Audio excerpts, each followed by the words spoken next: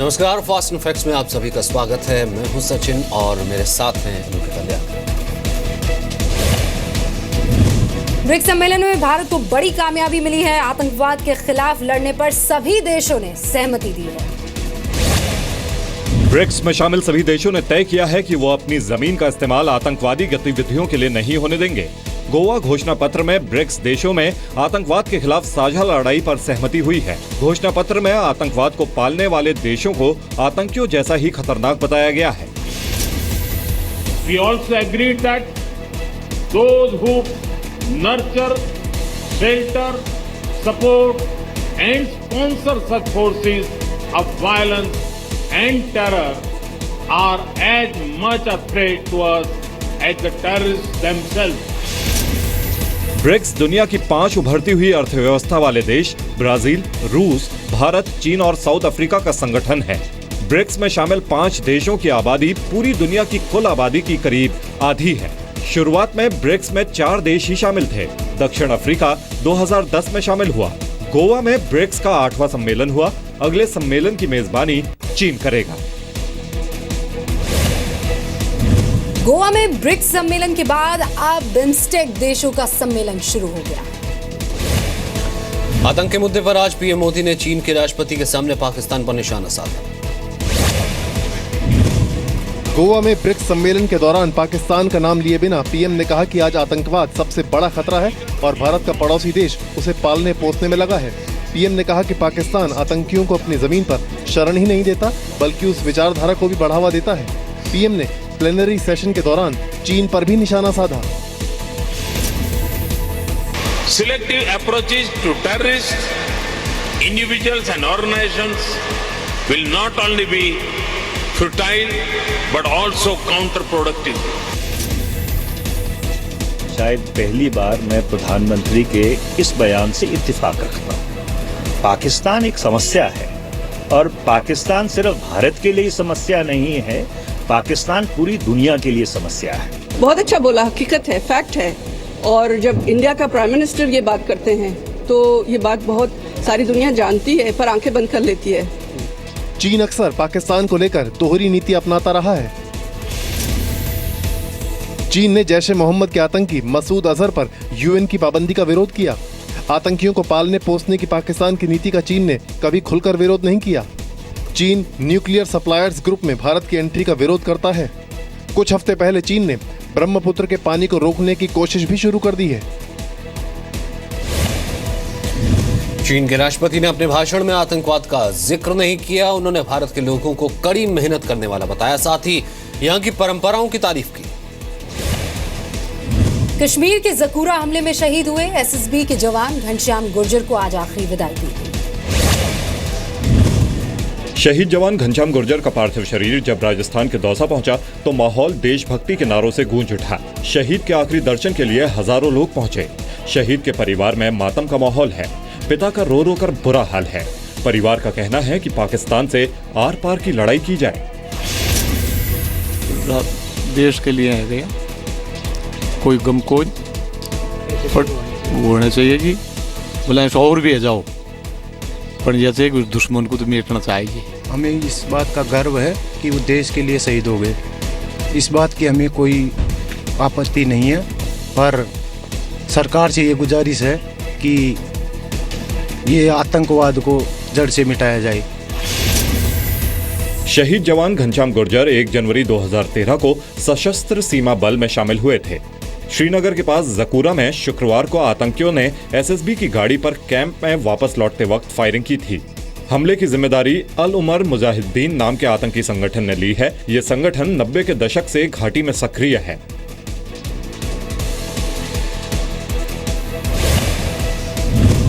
चौबीस साल की घनश्याम गुर्जर 5 भाइयों में सबसे छोटे थे। दिल्ली मुख्यालय से एसएसबी के डीआईजी भी अंतिम संस्कार में शामिल हुए। अमेरिका में राष्ट्रपति पद के उम्मीदवार डोनाल्ड ट्रंप ने पीएम मोदी की जमकर तारीफ की है। अमेरिका के न्यू जर्सी में रिपब्लिकन हिंदू कोएलिशन की ओर से आयोजित कार्यक्रम में ट्रंप ने कहा कि अगर वो राष्ट्रपति बनते हैं तो भारतीय और हिंदू समुदाय को एक अच्छा दोस्त मिलेगा।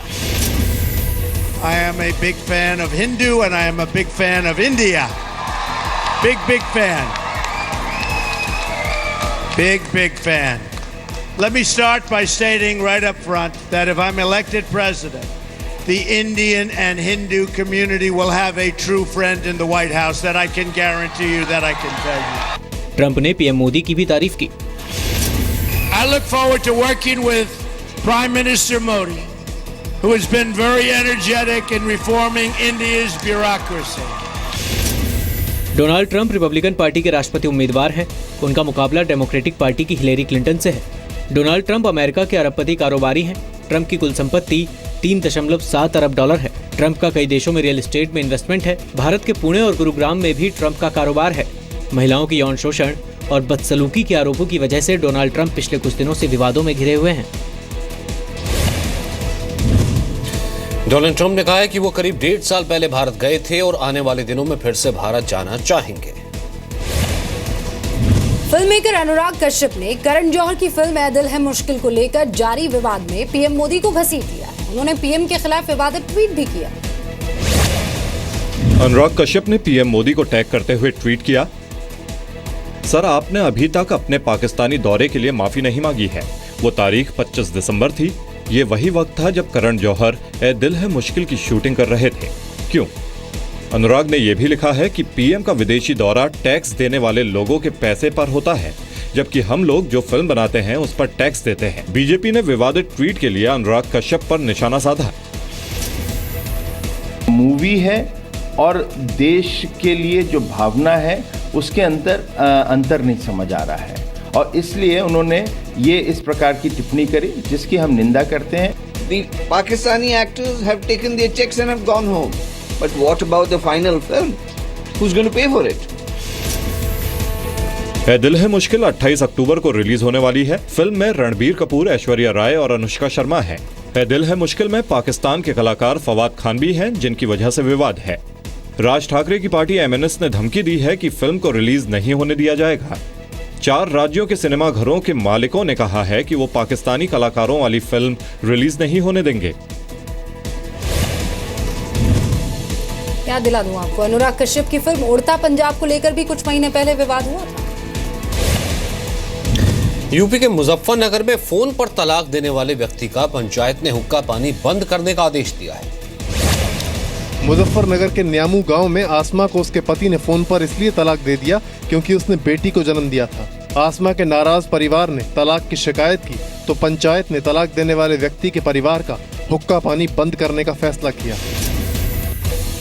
एक दिन ऐसा हुआ, दोपहरी में सो रही थी तो सासू ने तेल भी छिड़क दिया। हाँ जी, आग लगाने की वजह से। हाँ जी, लड़की होने के बाद उन्होंने बहुत परेशान किया। बिना खता बिना कसूर के तलाक दी गई मोबाइल पे। वो लड़का पहुंच गया सऊदी, वहाँ जाकर उसने तलाक दे दी। तो इस तरीके की बात हमारे यहाँ से गलत चल रही है। जो सऊदी अरब से फोन पे तलाक दी जाती है बिना लड़की के गलती होने के बावजूद भी, उन लोगों पर कड़ी से कड़ी कार्रवाई होनी चाहिए। आसमा की शादी 2014 में सहारनपुर के रहने वाले शाहनवाज से हुई थी। आसमा का कहना है कि शादी के बाद से ही उसे दहेज के लिए मारा पीटा जाता था। आसमा का पति शाहनवाज सऊदी अरब में नौकरी करता है। All India Muslim personal law board ने 7 अक्टूबर को सुप्रीम कोर्ट में दलील दी थी कि अगर ट्रिपल तलाक को खत्म किया गया तो पत्नी से छुटकारा पाने के लिए पति उसकी हत्या कर सकता है। दिल्ली एनसीआर में नक्सलियों की बड़ी साजिश को नाकाम किया गया है। 10 नक्सलियों को नोएडा से गिरफ्तार किया गया है। शनिवार रात नोएडा के सेक्टर 49 के इसी अपार्टमेंट से 6 नक्सलियों को यूपी एटीएस ने गिरफ्तार किया। इनसे मिली जानकारी के आधार पर रात भर छापेमारी हुई, जिसमें 3 और संदिग्धों को गिरफ्तार किया गया। बाद में एक नक्सली को वाराणसी के नजदीक चंदौली से गिरफ्तार किया गया। इनके पास से भारी मात्रा में हथियार बरामद हुए हैं।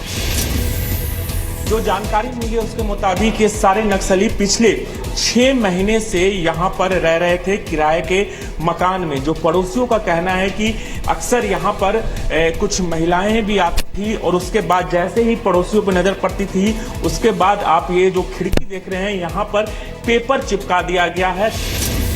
इन्होंने यहाँ पे 2 मकान किराए पे ले रखे थे। उसके अलावा एक इन्होंने छोटी सी दुकान किराए पे ले रखी थी जिसमें कि सतही तौर पे प्रॉपर्टी डीलिंग का काम करना दिखता था, लेकिन वो एक केवल आड़ थी अपने इस नक्सलवादी गतिविधियों को यहाँ बढ़ाने के लिए। गिरफ्तार नक्सली दिल्ली एनसीआर में एटीएम लूट, अपहरण और हत्या की वारदात को अंजाम देने की फिराक में थे। नोएडा के फ्लैट में करीब 6 महीने से रह रहे थे। हर महीने 8,000 रुपये फ्लैट का किराया देते थे। पकड़े गए आरोपियों में से कुछ बम बनाने में एक्सपर्ट भी बताए गए हैं। जो नक्सली गिरफ्तार किए गए हैं वो बिहार और उत्तर प्रदेश के रहने वाले हैं। नोएडा में नक्सलियों की गिरफ्तारी के बाद कुछ और आरोपियों को पकड़ा जा सकता है। हिसार के अग्रोहा धाम में वार्षिक मेले के दौरान देश भर से वैश्य समाज के लोग जुटे। बीजेपी अध्यक्ष अमित शाह इस समारोह में मुख्य अतिथि के तौर पर शामिल हुए। वैश्य समाज के लोगों की मौजूदगी में बीजेपी अध्यक्ष अमित शाह ने कहा कि केंद्र की सरकार महाराजा अग्रसेन के सिद्धांतों पर चल रही है। उन्होंने जीएसटी को लेकर सरकार की तारीफ की। कहा, मोदी सरकार ने व्यापारियों का सपना साकार किया। अमित शाह ने यह दावा भी किया कि 1 अप्रैल से जीएसटी लागू हो जाएगा। जीएसटी के रूप में लाने का व्यापारियों का स्वप्न नरेंद्र मोदी सरकार ने साकार कर दिया है और अगले 1 अप्रैल से देश में एक ही कानून से व्यापार शुरू हो जाए। बीजेपी अध्यक्ष की सलाह पर समारोह की अध्यक्षता कर रहे राज्यसभा सांसद डॉक्टर सुभाष चंद्र ने 5 गांवों को गोद लेने का ऐलान किया। हिसार के पास आदमपुर मंडल उपमंडल में 5 गांव और 6 पंचायतें वहां हैं जी। उनको मैं लेता हूं और उनको नरेंद्र भाई मोदी के सपने के अनुसार केवल आदर्श गांव ही नहीं बल्कि उनको स्मार्ट विलेजेस बना के आपको 1.5 वर्ष में दे देंगे। वैश्य समाज की अलग अलग जातियों को एक मंच पर लाने के उद्देश्य से वार्षिक मेले का आयोजन किया गया। अग्रोहा धाम के 35वें वार्षिक मेले में वैश्य समाज की 300 से ज्यादा उपजातियां शामिल हुई। मेले में अलग अलग दलों के 33 सांसदों और देश भर के 110 विधायकों को न्योता दिया गया। राज्यसभा सांसद डॉक्टर सुभाष चंद्र ने वैश्य समाज की उपजातियों को अपने नाम के साथ वैश्य लगाने और आने वाले 15 दिन तक महालक्ष्मी की पूजा करने की अपील की। उधर जबरन वसूली के आरोपी आम आदमी पार्टी के विधायक गुलाब सिंह ने आज सूरत के पुलिस स्टेशन में सरेंडर कर लिया। अरविंद केजरीवाल के कार्यक्रम के सिलसिले में सूरत में मौजूद गुलाब सिंह ने उमरा पुलिस स्टेशन में सरेंडर किया। इसके बाद वहां मौजूद दिल्ली पुलिस की टीम ने गुलाब सिंह को गिरफ्तार कर लिया। मैंने स्वयं चिट्ठी लिखकर वहाँ पे आईओ साहब को, एसएचओ साहब को भेजा था कि 18 तारीख को मैं इन्वेस्टिगेशन ज्वाइन करूंगा, लेकिन इतना भी नहीं वहाँ पे हुआ और गिरफ्तारी का वारंट मेरा निकला, तो उससे मैं डरने वाला नहीं हूँ। गुलाब सिंह जो कि गुजरात के प्रभारी हैं, आज सूरत की रैली के कुछ घंटे पहले उनको अरेस्ट करने के लिए पहुंची है, तो ये साफ जाहिर है कि भारतीय जनता पार्टी के मन में घबराहट बहुत ज़्यादा है। श्री गुलाब सिंह को एक एक्सटॉर्शन सिंडिकेट चलाने के आरोप में सूरत में नॉन अवेलेबल वारंट सर्व करके गिरफ्तार किया गया है। गुलाब सिंह पर दिल्ली के बिंदापुर इलाके के एक बिल्डर से वसूली का आरोप है। 14 अक्टूबर को द्वारका कोर्ट ने विधायक के खिलाफ गैर जमानती वारंट जारी किया था। विधायक के ऑफिस में काम करने वाले 3 लोगों को पुलिस ने रंगे हाथ बिल्डर को धमकाते हुए 14 सितंबर को पकड़ा था। आरोपियों के पास से विधायक का स्टिकर लगी इनोवा कार बरामद हुई थी। गुलाब सिंह दिल्ली की मटियाला विधानसभा सीट से विधायक है। गुजरात में पार्टी के प्रभारी भी है। छत्तीसगढ़ के महासमुंद में गैंगरेप के मामले ने अब तूल पकड़ लिया है। कांग्रेस ने इसकी तुलना दिल्ली की निर्भया गैंगरेप से की है। महासमुंद के बसना में 36 साल की महिला के साथ गैंगरेप किया गया। आरोप है कि 3 युवकों ने महिला को जबरदस्ती कार में बिठाया और जंगल में ले जाकर वारदात को अंजाम दिया। आरोपियों ने रेप का वीडियो भी बनाया है और इसे वायरल करने की धमकी देकर पीड़ित को चुप रहने को कहा। क्या पार्टी से निकालने की कार्रवाई अभी तक की नहीं हुई है। पुलिस अभी तक की कोई गिरफ्तारी नहीं कर रहे हैं। सबसे पहली बात तो उस महिला का इलाज होना चाहिए और इनकी गिरफ्तारी होना चाहिए और फास्ट ट्रैक कोर्ट में इसकी सुनवाई हो। देखिए, सत्यता क्या है इस प्रकरण में जांच कराई जाएगी और सत्यता आने पर भी हम उस पर कार्रवाई कर पाएंगे। इसलिए जो भी आरोप लगा रहे हैं वो अपना अलग अलग नज़रिया है आरोप लगाने का, लेकिन जो भी सत्यता है उसके आधार पर हम कार्रवाई करेंगे। महिला से गैंगरेप की वारदात 11 अक्टूबर की रात को हुई थी। 14 अक्टूबर को महिला ने पुलिस में शिकायत दर्ज कराई। पुलिस ने 3 आरोपियों में से 2 को गिरफ्तार कर लिया है, जबकि 1 की तलाश की जा रही है। कहा जा रहा है कि गैंगरेप का एक आरोपी बीजेपी नेता जसबीर सिंह सलूजा का बेटा है।